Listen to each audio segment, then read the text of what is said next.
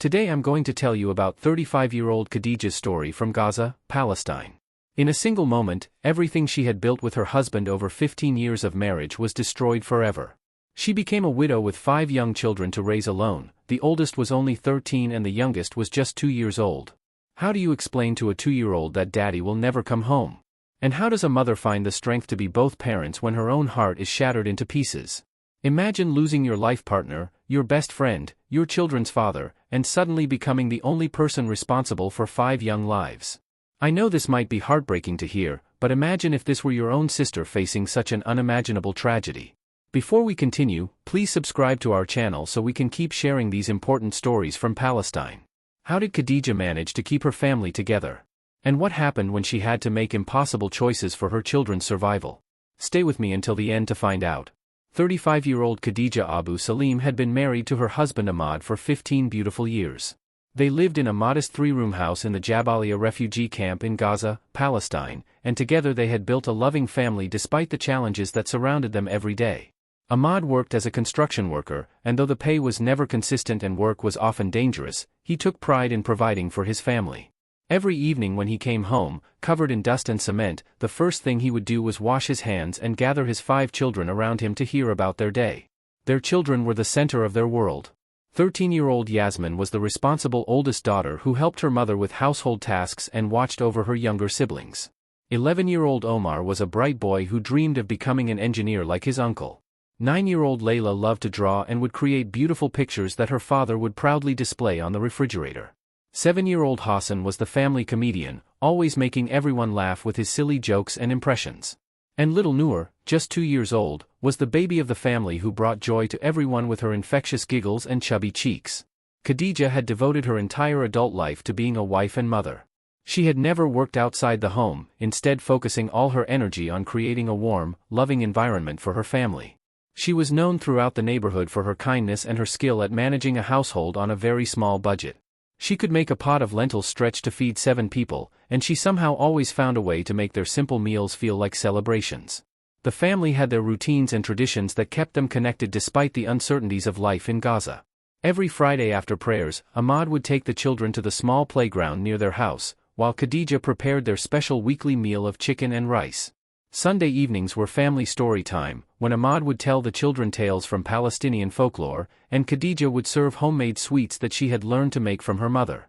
If this story is touching your heart so far, please give it a like.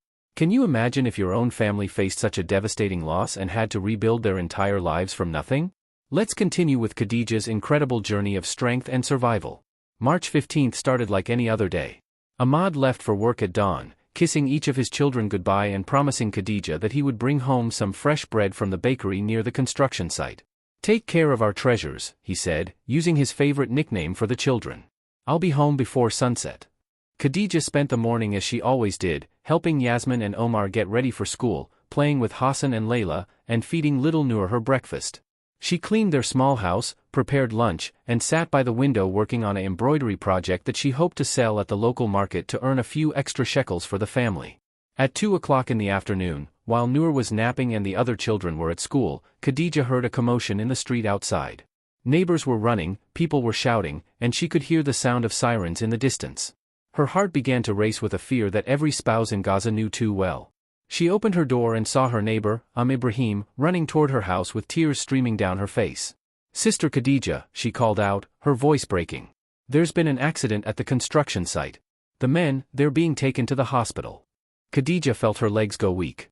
She grabbed Ibrahim's hands and looked into her eyes, searching for hope but seeing only sorrow. "Ahmad," she whispered. "What about Ahmad?" Ibrahim couldn't speak. She just held Khadija close and wept, and in that moment, Khadija knew that her world had just ended. The next few hours passed in a blur of grief and shock. Neighbors came to help with the children, who didn't yet understand why their mother was crying or why strange people were in their house whispering in hushed tones. When Yasmin and Omar came home from school and saw their mother surrounded by weeping women, they immediately understood that something terrible had happened. "Where's Baba?" Omar asked, his voice small and frightened. Khadija knelt down and gathered her 5 children around her. Looking into their innocent faces, faces that so clearly resembled their father, she had to find words to explain the unexplainable. "Your father," she began, her voice trembling, "has gone to be with Allah." He was hurt very badly at work today, and Allah called him home to paradise.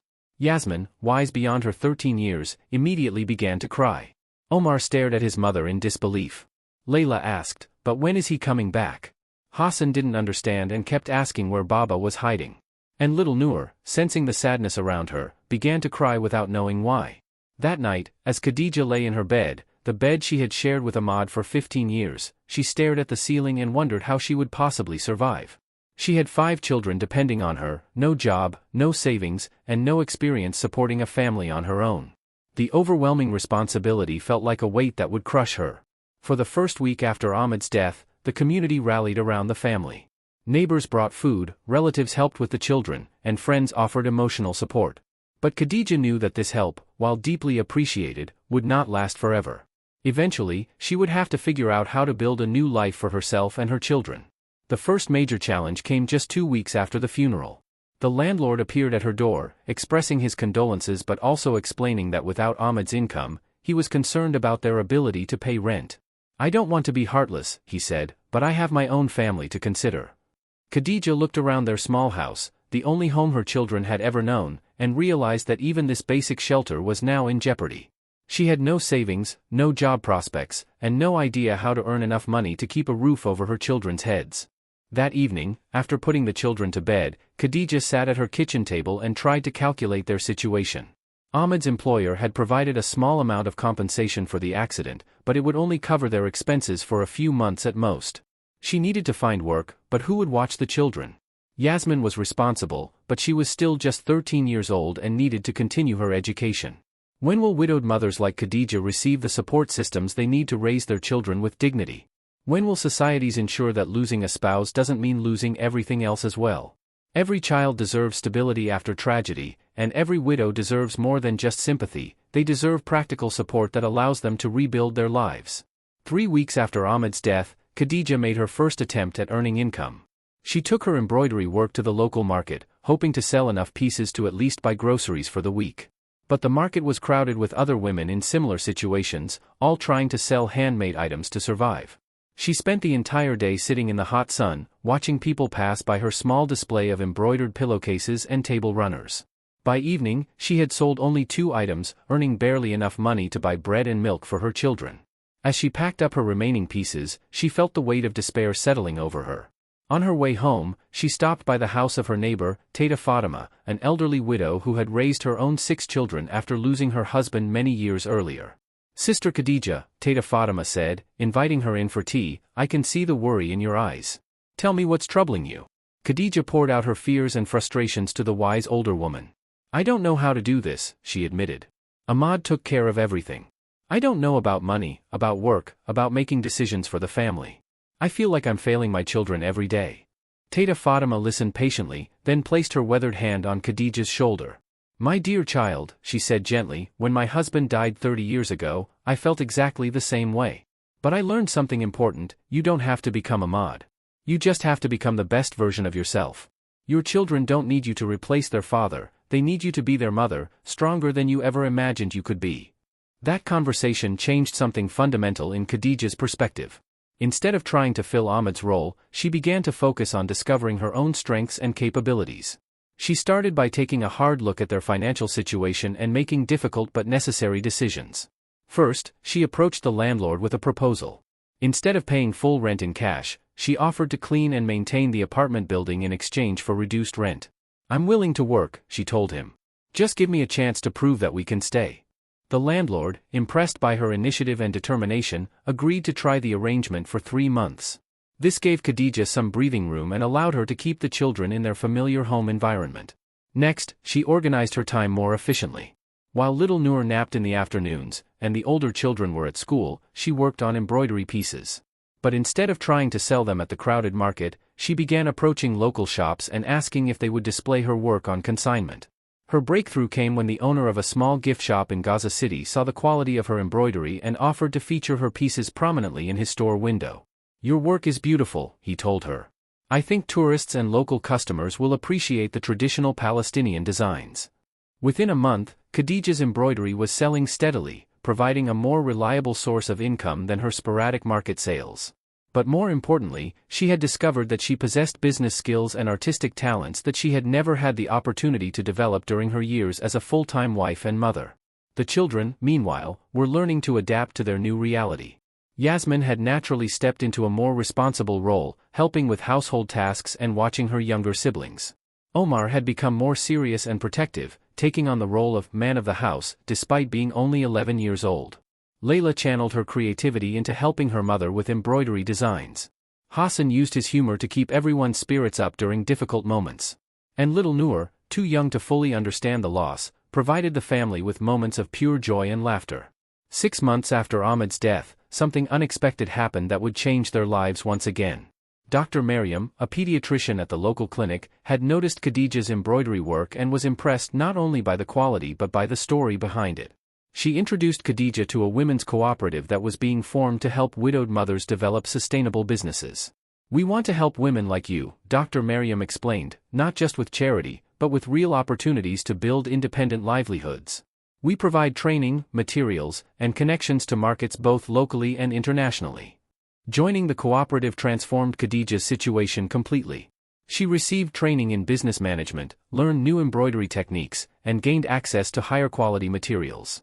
Most importantly, she became part of a network of women who understood her struggles and could offer both practical advice and emotional support. Within a year of joining the cooperative, Khadija's embroidery business had grown to the point where she could comfortably support her family.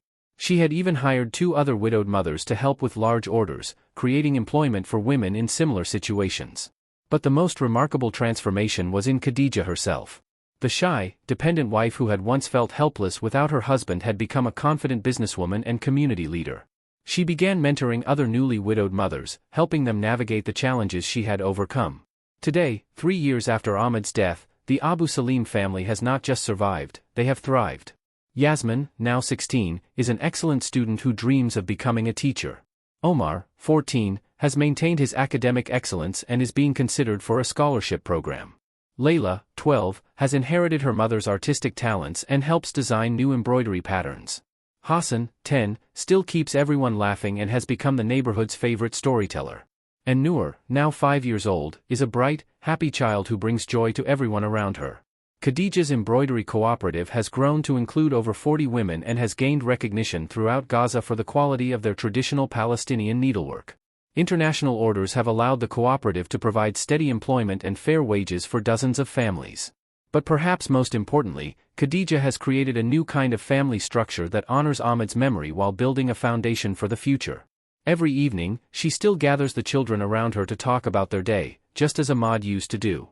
She tells them stories about their father, keeping his memory alive while also teaching them that families can be strong and complete even when they face tremendous loss.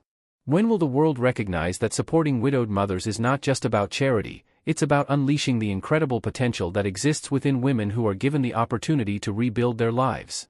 When will societies create systems that allow families to not just survive tragedy but to transform it into strength and purpose? If you believe that widowed mothers like Khadija deserve more than sympathy, if you believe they deserve real opportunities to build sustainable futures for their families, please like this video so this story of resilience can reach people who can make a difference. Right now, thousands of people are watching this story. Let's make sure Khadija's message of transformation and hope reaches every corner of the world. Can you imagine if your own sister had to rebuild her entire life after losing her husband? Can you imagine if your own mother had to suddenly become both parents to 5 young children? Think about the support systems in your community. How many widowed families might be struggling in silence, needing not just charity but real opportunities? Every like, every comment shows that mothers like Khadija and children like Yasmin, Omar, Layla, Hassan, and Noor are not forgotten. If you believe that every family deserves the chance to transform tragedy into triumph, leave a Palestinian flag emoji in the comments. Subscribe to our channel to show that you stand with women who refuse to let loss define their limitations. Tomorrow we'll bring you another story that will remind you of the incredible strength that emerges when people are given the tools and support they need to rebuild. Don't miss it. Subscribe so we can continue sharing these important stories of resilience, transformation, and hope from Palestine. Will you share a prayer for families like Khadija's and all the women's cooperatives that support them in the comments? They need our recognition, our support, and our commitment to creating opportunities that allow people to build dignity through their own efforts. Show your reaction, let them know that their courage and determination matter, and that the world believes in the power of supporting people to help themselves. Note, the names mentioned in this story have been changed for privacy purposes. This story is inspired by real events experienced by families and women's cooperatives during times of hardship in Palestine.